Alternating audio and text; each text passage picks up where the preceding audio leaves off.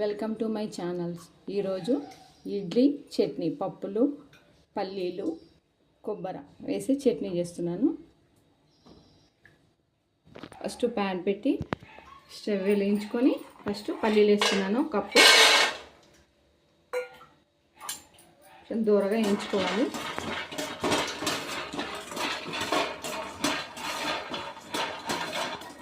కాస్త చట్పట్ అనేలాగా వేయించుకోండి.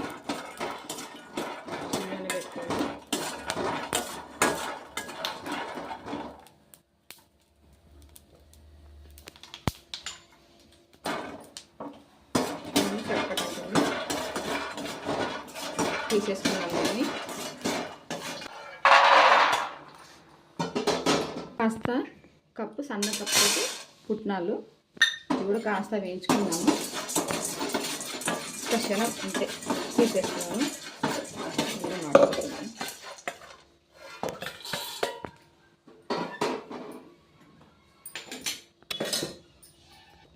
నేను ఒక 12 పచ్చిమిరపకాయలు తీసుకున్నాను. మీరు తగినంత కారం చూసుకోండి, పచ్చిమిరపకాయలు తీసుకోండి.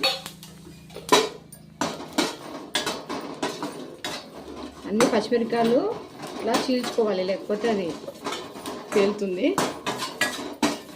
ఎప్పుడే కానీ పచ్చిమిరపకాయలు నూనెలో వేయించుకొని చట్నీలు చేసుకోవాలండి. పచ్చివి వేసుకుంటే గ్యాస్ ప్రాబ్లం వస్తుంది, మొత్తం మండుతూ ఉంటుంది, మొత్తం గొంతంతా మండుతుంటుందండి. అందుకని నేను ఎప్పుడు వేయించే తీసుకుంటాను, నూనెలో వేయించి తీసుకుంటాను. నూనె వేస్తున్నాను ఒక స్పూను.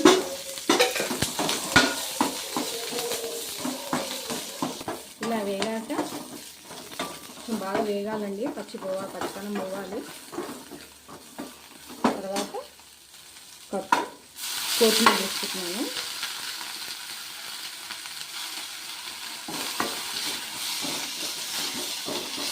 కొత్తిమీర కూడా వేసుకుంటున్నాను. సన్న కప్పు తీసుకున్నాను, చిన్న కప్పుతోటి కొంచెం వాసన వస్తుంది.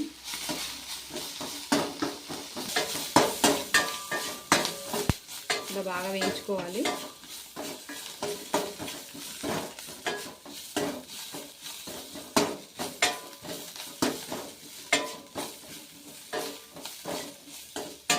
తీసేసుకుంటున్నాను.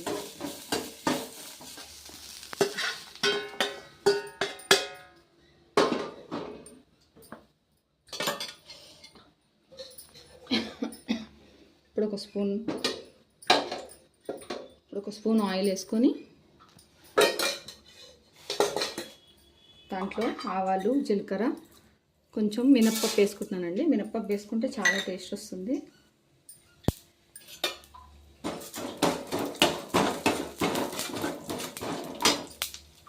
కాస్త ఎండుమిరపకాయలు ఒక 2 సన్నవి, కాస్త కరివేపాకు,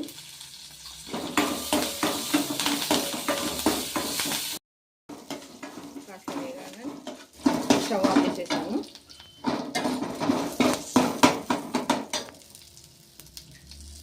పచ్చిమిరపకాయలు, తర్వాత పప్పులు ఇదిగోండి వేయించుకొని పొట్టు తీసుకున్న పల్లీలు, తర్వాత పచ్చి కొబ్బరి,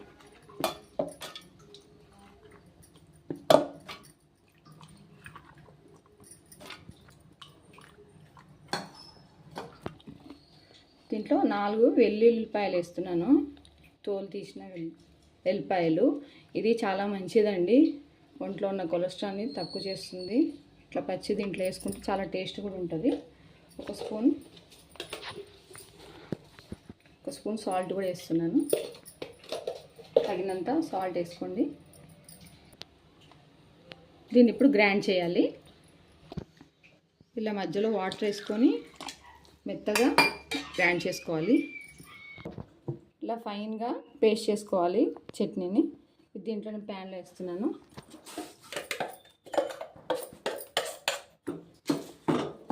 కాస్త కలుపుకోవాలి.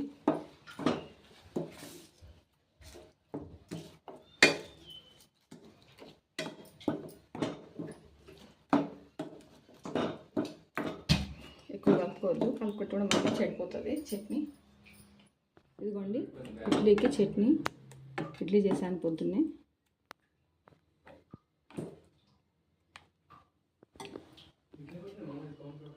ఇదిగోండి వేడి వేడి ఇడ్లీ చట్నీ, దోశకు కానీ ఇడ్లీకి కానీ అన్నిటికీ చట్నీ చాలా బాగుంటుంది. ఎల్లిపాయలు కూడా చూసి వేసుకోండి, లేకపోతే ఘాటు వస్తుంది. ఒక 4-3 అట్లా వేసుకోండి. నేనైతే 4 వేసుకున్నాను. ఇదేనండి ఈ చట్నీ, పప్పులు పల్లీల చట్నీ. ఒకసారి కొత్తిమీర ట్రై చేసి చూడండి, చాలా బాగుంటుంది. ఈ వీడియో మీకు నచ్చినట్టయితే లైక్ చేయండి, షేర్ చేయండి, సబ్స్క్రైబ్ చేయండి, మా ఛానల్కి కామెంట్స్ చేయండి. Okay, thank you. మళ్ళీ ఒక వీడియోలో మళ్ళీ కలుసుకుందాం.